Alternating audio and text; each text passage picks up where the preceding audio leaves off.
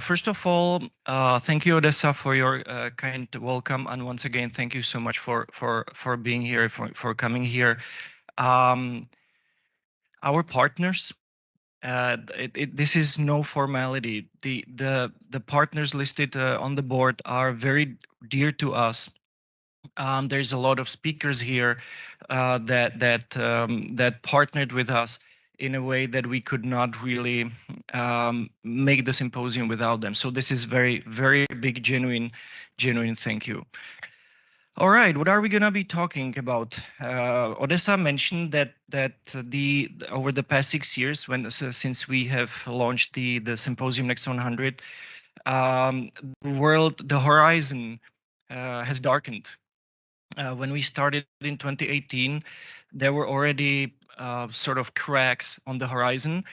And our approach to that was, we actually, back then in Prague, we asked our speakers not to mention the word Trump or Putin, and look with a very positive way of how to overcome those dark horizons. This year, we have changed the approach. This year, we decided that we will try to infuse that darkness into our audience, and the reason is that I think that we all feel in our guts, so to say, that something is fundamentally wrong with the world today, and we somehow cannot put our finger on it. And yet, and I will talk about it in a second. It seems like our approach to dealing with these challenges didn't really change so much. That we somehow keep saying the same things over and over, dreaming that the right solution will somehow magically appear. I will just showcase it. This is year 2010. Jose Manuel Barroso, who already said, economic realities are moving faster than political realities. More determined and coherent response at the political level is needed. This crisis, meaning the 2008 crisis, is a wake-up call. The moment we recognize that business as usual, and so on and so on. This was year 2010. Honestly, I didn't really see different business than as usual during the ensuing 10 years. Now, if we look at the new strategic agenda, which was set by Ursula von der Leyen in 2019, what were the priorities? European Green Deal, economy that works for people, Europe fit for the digital age, protecting our European way of life, strong Europe in the world, a push for European democracy. This was 2019. Who thinks that we succeeded in those areas? I think that over the past 5 years, maybe in all these categories, things just went down step by step. And I don't mean this as a sort of cheap criticism of strategies, of plans. I don't really mean it like that. What I mean is that we need to. I think we need to better align what we are saying and what we're planning with reality. And this is sort of what the presentation will be about, because I feel there's a lot of hypocrisy. There's a lot of hypocrisy in a way that we sketch out some bold agenda, then we work honestly, more or less, and genuinely towards that agenda, and then nothing happens.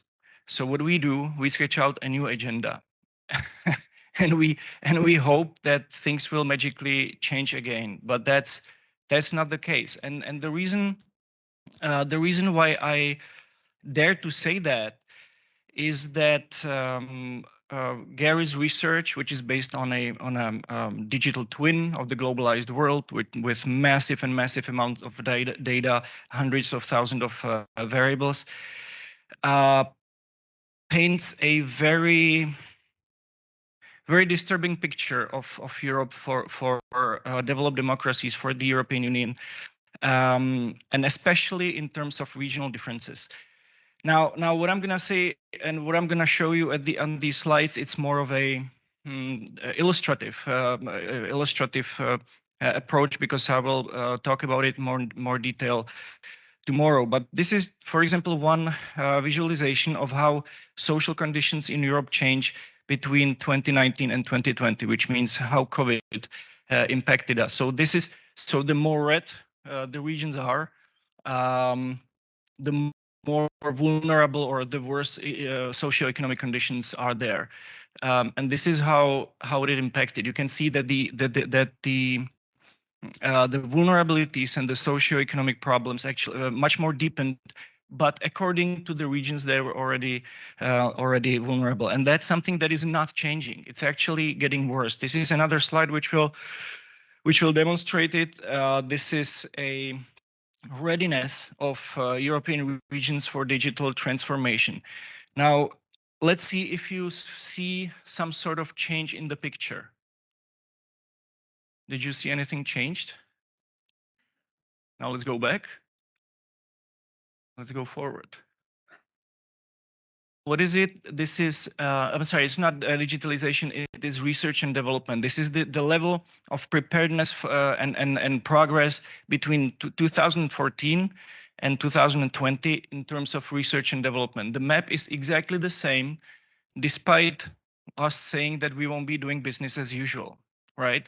So, and we have several, and I could go on and on with these with these visualizations. This is, for example, the level of dependence on China in terms of import, which again didn't improve. This is individual countries' dependence on computers and data processing machines in 2020. So whichever goals we set, we did not deliver. I'm sorry to say that so bluntly, but that's the case. We then say, so what are the usual solutions? What are the usual solutions? Education, for example. So let's start with education. And now please take the rest of my presentation of more of a stand-up comedy rather than a serious academic or research presentation, which I will deliver tomorrow, because I really don't want to appear that I'm mocking those who genuinely try to change things. But it will serve me as a sort of step towards the latter part of the presentation, where I will talk about possible ways of changing that. So I'm sure that a lot of you go to a conference, and at least twice or three times you hear the word education. Then what do we mean by that? Do we mean education as a sort of socialization and acquiring technical or mathematical or other skills for the youth and children to squeeze in or to get into the society? Or do we talk about education as a way of helping talents and individual creativity and innovation to prosper? These two things are very contradictory. But always it's education. Down the road, you always come up with we always come up with a solution. We need no more money for education. Then someone comes up and says, well, if we put their money, the government will not be able to disperse the money effectively. And we need more efficient governance. How do we get to more efficient governance? Well, we need more educated society. How do we get to more educated society? We need money. And it goes on and on like this in a circle. And we could go, the same thing would be with media. So another traditional response is, we need more responsible media. Okay, cool. So we know what's the problem. Let's solve the problem. Well, for more responsible media, we need more educated people. Also, the digital content and social media sort of screws up the traditional media. Okay, so let's focus on digital media. We need more regulation. How can we do that if there is so much money tied into the digital economy? How do you want to regulate digital media? Okay, so that's not the way. So we need more responsible society that is not going to be so vulnerable towards social media. And again, it goes in a circle. Another point is, for example, European autonomy in defense and technology, and also in trade and production. We push for more autonomy, but we also know that it hurts us at the same time, because other actors will also push for more autonomy, and we're crucially dependent on imports. And I could go on like that. Basically, that's another part. That's another answer that I like. Okay, let's improve the quality of democracy. And this is how democracy is being improved.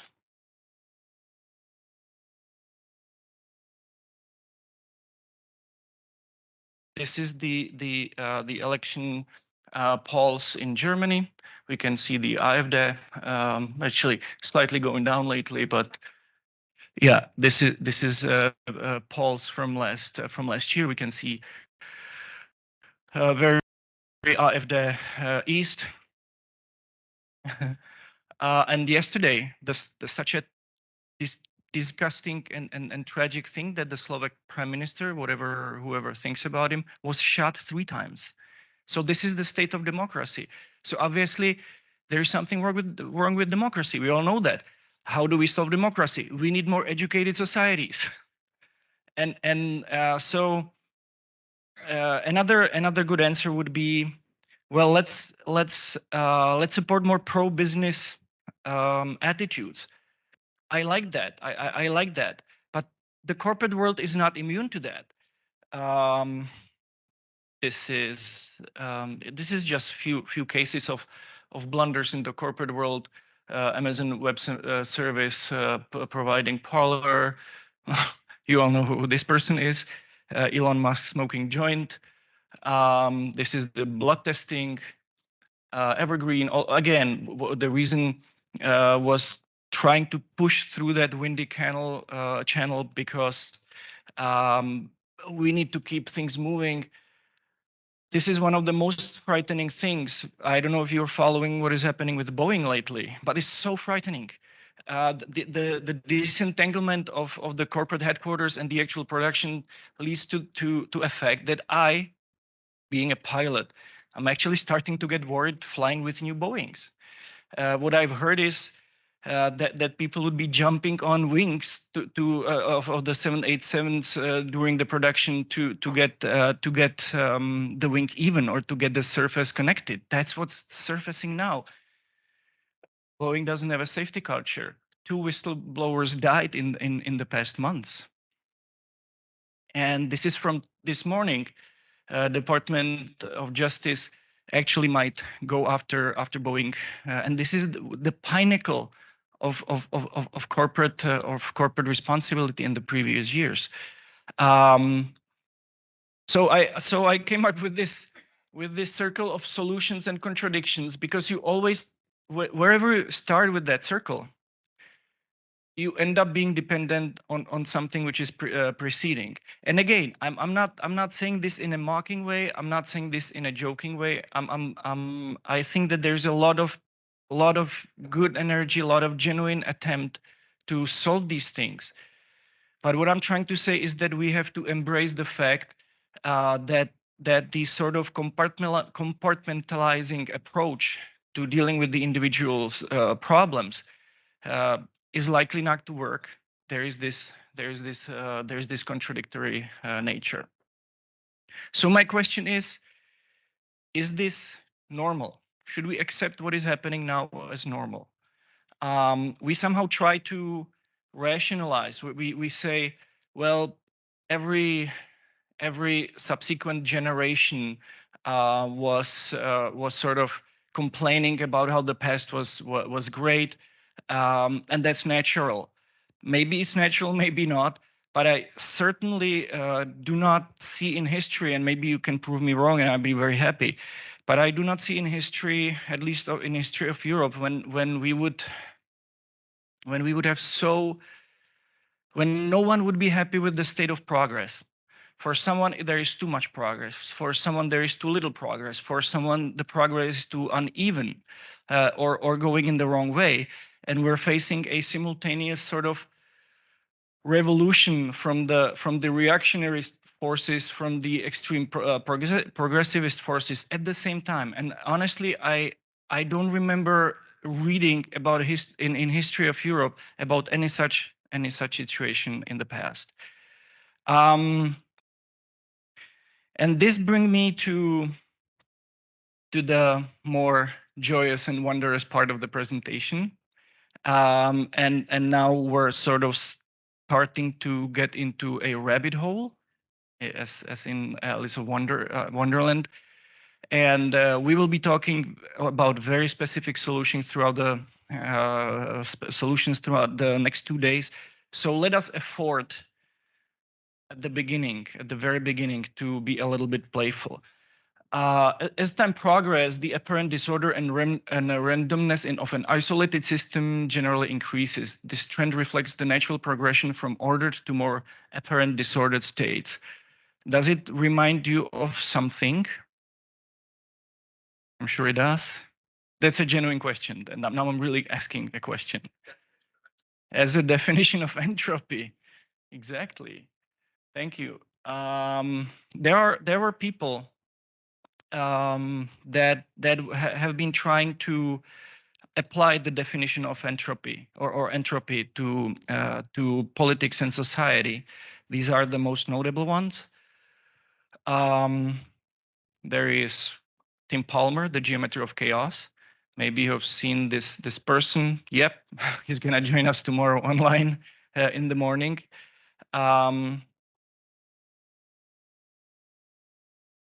The thing is that most of the authors used the word entropy conceptually and metaphorically to discuss disorder, complexity, and sustainability in social systems. And now I'm going to, and this is sort of embarrassing part for me, because still yesterday evening I was not sure if to take this road, and I will, but this embarrassment helps me a lot, and I will explain that later. What if the connection between the physical and social world is not just conceptual, it's not metaphorical? What if there is something deeper? And believe me, this goes against every single instinct within myself. My PhD was on pragmatism in social science, so my every fiber in my body is against, looking for some unifying coherent theory. But somehow, step by step, by trying to answer those deep questions, why a certain level of complexity is unacceptable for certain society, why there is such a mismatch in cognition between societies, as if something physical is happening, why there are people that cannot just understand that Russia is the bad actor. Why would they? Why someone cannot understand that? It's like there is some physical or glass barrier for understanding, and the level of misunderstanding is deepening and deepening.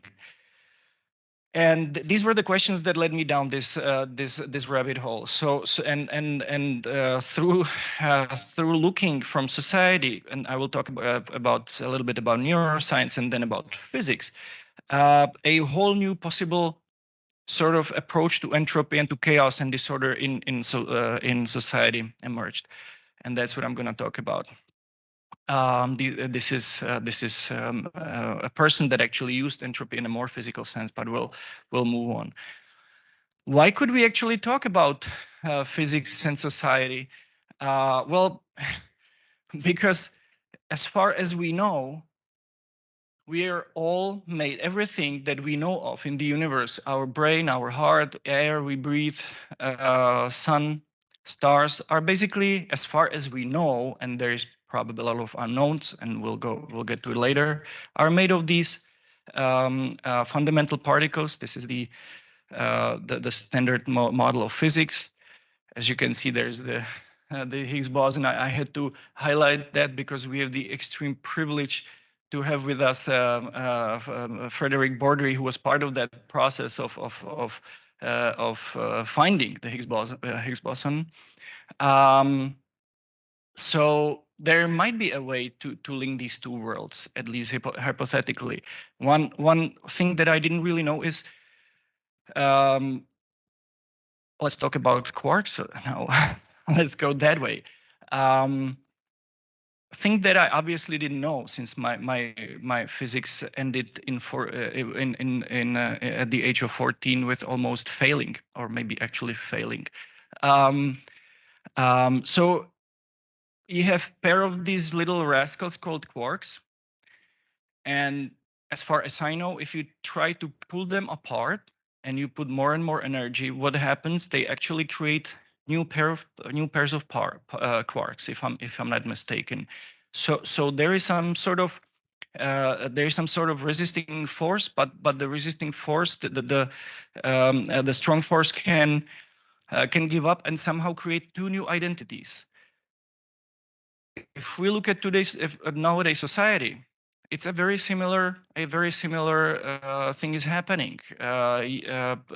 Society is getting disintegrated, and new identities are emerging every day and every month. And again, it feels like there is no way going back. By the way, one of the key principles of entropy is that if you want to reverse a change, you need to put more energy than was in the system before. So that's also why it would be so. Why just say, when we say we need more cohesive society, that sounds good, but how to actually do that? These are the things, I spent hundreds and hundreds of sleepless nights, not hundreds and hundreds of sleepless hours during nights over the past year, when I was just mesmerized by all this.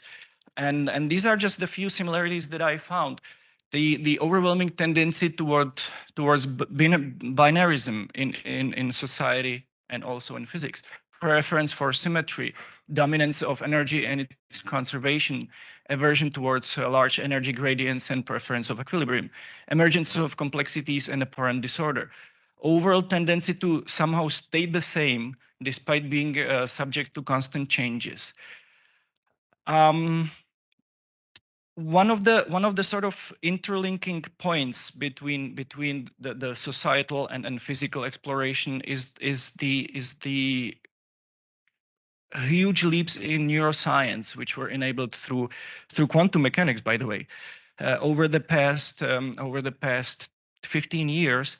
And there are two specifically very important theories that, as far as I know, have not been really connected, but it's really interesting. The first one is the free energy principle, or the energy principle, which basically says that our cognition is fundamentally linked to the energy conservation and energy management in the brain.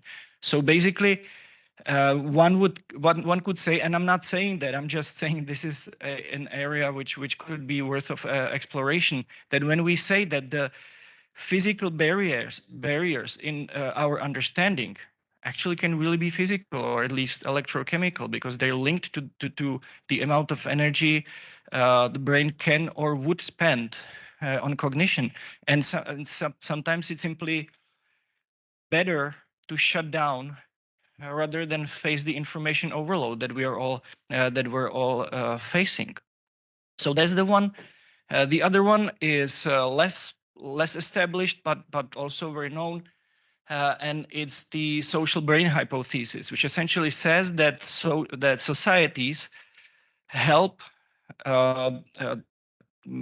with getting energy for the brain through creating complex interactions. So it's easier if there is more of us to get the energy we need, but for that we need the social complexity.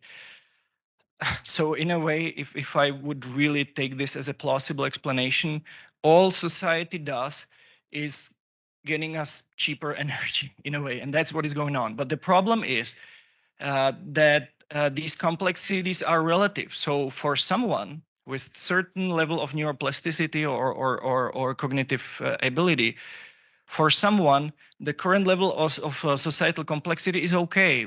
That person can navigate very easily and really benefits from it.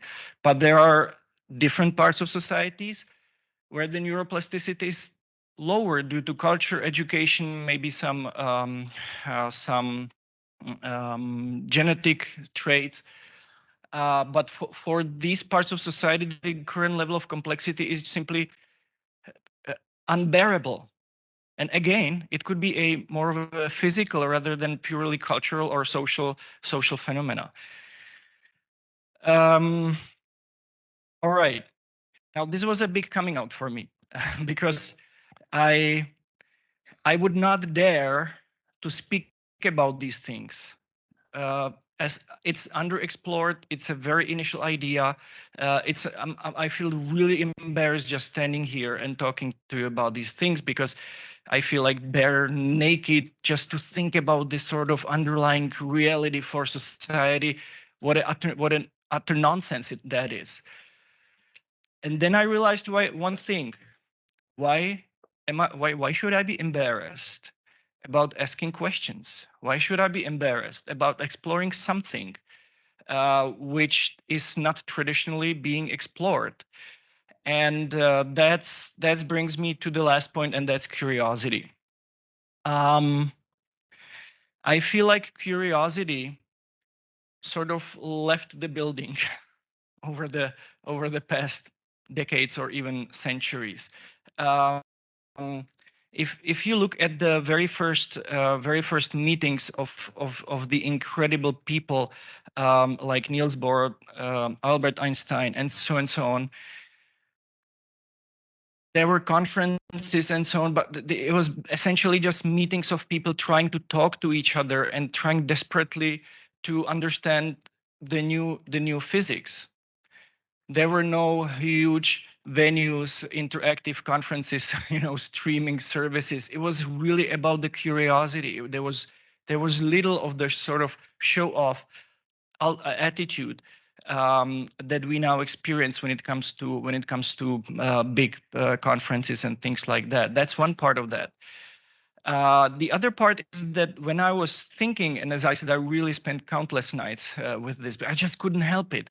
But it's not that I would be looking for proofs that what I'm trying to figure out is true. It was that I was desperately looking for proof that what I'm trying to figure out is wrong. I was looking for the flaws. I was looking for the failures in that argument. And the reason is that I just didn't want to believe that this could be some sort of plausible explanation of how society and how people work. I just didn't want to accept that. So I spent really hours and hours trying to look for failure, for flaw in the argument. And then I realized that up until, I don't know, when I was employed by a sort of semi-state research institution, that's not the prevailing way of doing things. We're not looking for flaws in science. We're mostly looking for proving our theories. The more we don't believe them, the more we fight for our truth.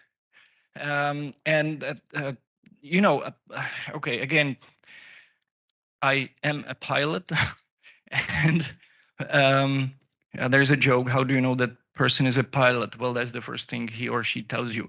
So I'm a living example of that. Before I go flying, I walk around the airplane. I'm looking for the flaws. If there is oil leaking, there is nick in the propeller, there is something wrong with the airplane. When I find something wrong with the airplane, I'm not happy, but I am happy because it means I won't be subject to unsafe conditions. Somehow, when it comes to informations and knowledge and science, we do not take that approach. We do not as if our lives depend on it. We fight for our truth as if our lives depend on it, and I don't think that's a good approach. So back to curiosity. Why are we embarrassed by not knowing things? Children never get embarrassed for asking questions, for not knowing things, and we do. So there's something fundamentally wrong because the curiosity and looking for flaws, That's the fundamental evolutionary and survival thinking. And also, where does it lead to, this sort of ingenuity in looking for failures in our arguments? It leads to hypocrisy in science. There are scandals of politicians for publishing predatory journals or outright plagiarism. And how can we then wonder that people do not trust science if there is such a hypocrisy? So I think for the first time in my life over the past year, I finally understood what the true curiosity that these people would be talking about. I especially love Richard Feynman. I would rather have questions that can be answered than answers that can be questioned. I have no special talent. I am just passionately curious. So let's the symposium be a celebration of curiosity, practical solution, and most of all, no bullshit. Thank you so much.